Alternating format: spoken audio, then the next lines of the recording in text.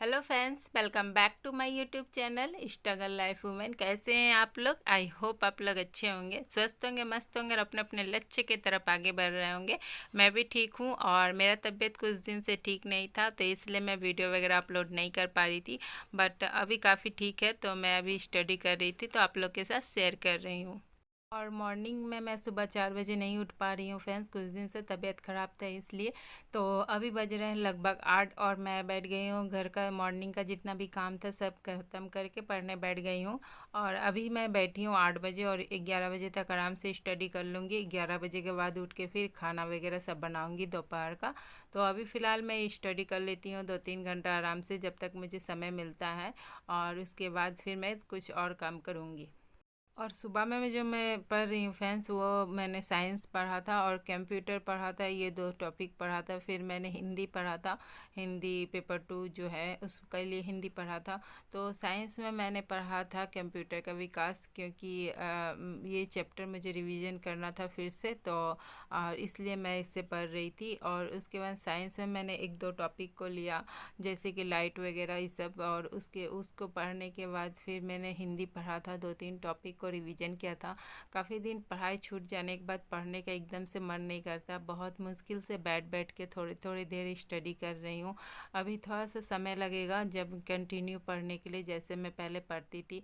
कुछ दिन से फीवर वगैरह था तो पढ़ाई वगैरह हो नहीं पा रहा था, तो बट अभी ठीक है, तो फिर मैं अपनी स्टडी कर रही थी, तो आप लोग के साथ शेयर कर रही हूँ।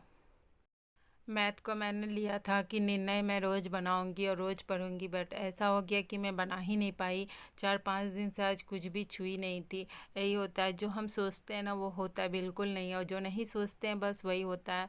बट इतना ज़रूर जानती हूँ कि जो हम जो सोचेंगे वो नहीं होगा, बट हाँ मेहनत करते रहने से कुछ ना कुछ ज़रूर होगा, ये जानती हूँ। बट हाँ मेहनत कर रही हूँ, जैसे भी हो रहा बट कर रही हूँ, जो होगा आगे तो ऊपर वाला का हाथ में है।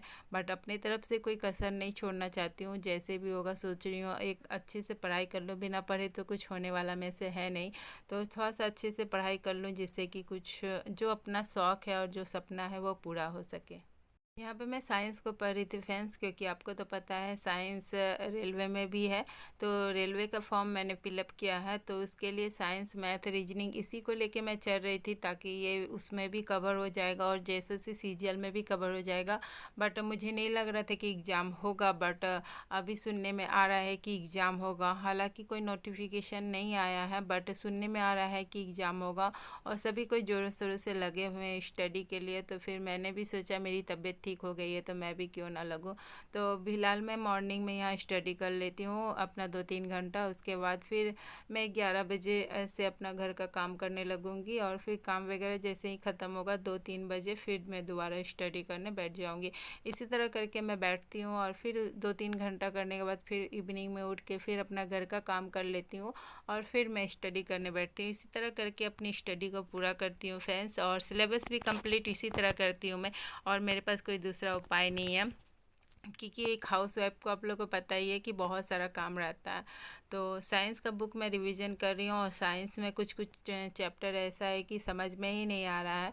बहुत मतलब डिफ़िकल्ट टाइप का लग रहा है कि इसे कितनी बार पढ़ूंगी तब समझ में आएगा, एक बार पढ़ने से कुछ भी समझ में नहीं आ रहा है। तो देखिए, सबका दिमाग एक जैसा नहीं रहता है, कोई कोई जल्दी कैच कर लेते हैं, कोई कोई थोड़ा लेट से। तो जैसे कि मैं हमेशा जीके जीएस झारखंड जीके वगैरह पढ़ती हूँ, रीजनिंग बनाती हूँ, कंप्यूटर साइंस वगैरह पढ़ती हूँ, तो हो जाता है। बट जो चीज़ आप नहीं पढ़ोगे वो थोड़ा हार्ड लगेगा ही। इसके बाद फिर मैंने अपना ब्रेक ले लिया था फ्रेंड्स। अब ब्रेक लेने के बाद फिर ये दोपहर का समय है, लगभग 2:30 बज रहे हों, और मैं फिर स्टडी करने आ गई दोबारा।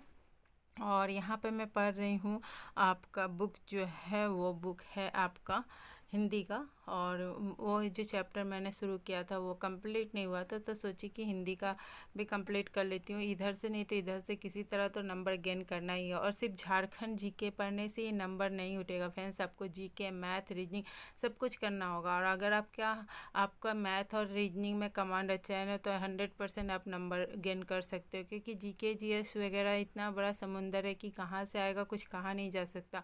साथ में उसमें करंट अफेयर भी है, बट अगर आपका मैथ और रीजनिंग सही है ना, तो आपका वो डिजिट वगैरह सिर्फ चेंज होता है, बाकी सब वही सब रह जाता है।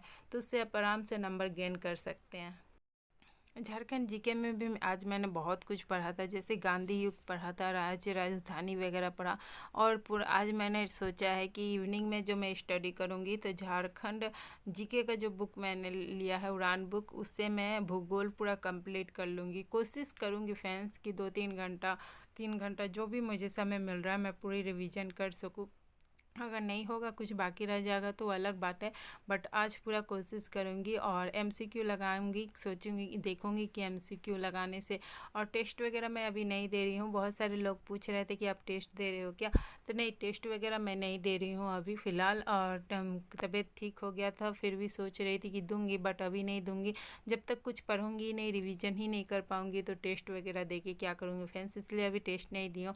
कुछ दिन तक अच्छे से पढ़ लेती हूँ, रिवीजन कर लेती हूँ, उसके बाद फिर टेस्ट वगैरह लगाऊंगी।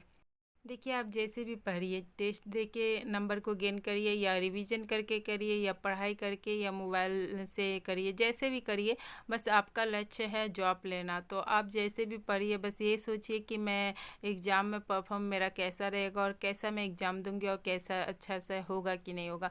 ये सब सोच के आप एग्ज़ाम मतलब पढ़ाई करिए। ये मत सोचिए कि मैंने ये क्या, वो क्या, ये क्या, वो सब सोचने का समय नहीं है आपके पास। बस हाँ, इतना ज़रूर कहूँगी कि सिलेबस अनुसार पढ़िएगा, जो भी पढ़िएगा, जैसे भी पढ़िए सिलेबस अनुसार पढ़िए। और मॉक टेस्ट भी लगाना है तो आपको लगा सकते हैं, ऐसा कोई ज़रूरी नहीं है कि मॉक टेस्ट लगाने से ही एग्ज़ाम क्लियर होगा और नहीं तो नहीं होगा। बोलते बहुत कुछ है लोग, बट आप पे डिपेंड करता है कि आप क्या करोगे नहीं करोगे। देखिए, मैं अपना बताऊँ तो मैंने एनटीपीसी में मुझे एग्ज़ाम दी थी, तो मैंने मॉक टेस्ट वगैरह नहीं लगाया था, डायरेक्ट मैंने पढ़ाई किया था और रिवीजन करके मैं एग्ज़ाम दी थी। मेरा एग्ज़ाम क्लियर हो गया था, बट मैं टाइपिंग नहीं दे पाई, मैं टाइपिंग में डिस्क्वालीफाई हो गई। तो इसलिए मैं कहना चाहती हूँ कि ज़रूरी नहीं कि आप मॉक टेस्ट लगाओगे तो आपका पढ़ाई अगर अच्छा है, बेसिक से है और ऊपर तक है, तो ज़रूरी नहीं कि आपको मॉक टेस्ट लगा के देखना ही होगा। बट अपना अपना पसंद है सबका। मॉक टेस्ट लगाने से आपको पता चलता है कि हम कितना नंबर ला रहे हैं और कितना नंबर नहीं ला। मॉक टेस्ट लगाने से आपको होता है क्या कि आपको पता चलता है कि आप कितने पानी में हो, आपका कितना गलत हुआ, कितना सही हुआ, कितना कम नंबर आ रहा है और आपको कितना अधिक नंबर लाना है, ये पता चलता है। बस देखिए, सबकी अपनी पसंद है और सबका अपना अपना तरीका है पढ़ने का, और सबका अपना अपना अनुभव है पढ़ने का, तो सब कोई अपने अपने तरीके से पढ़ते हैं। बट आपको जो अच्छा लगता है बट आप वही करिए, दूसरे की बातों पर मत रहिए कि ये करना है वो करना है। आपको जो अच्छा लगता है बस आप वही करते जाए। मुझे भी जो अच्छा लगता है मैं करती हूँ और मैं स्टडी करती हूँ। चलिए, आज के लिए इतना ही और मिलती हूँ फिर नेक्स्ट वीडियो में। वीडियो अच्छा लगा है तो लाइक करिएगा, चैनल पर नए हैं तो सब्सक्राइब जरूर करिएगा। Thank you so much, bye bye, take care.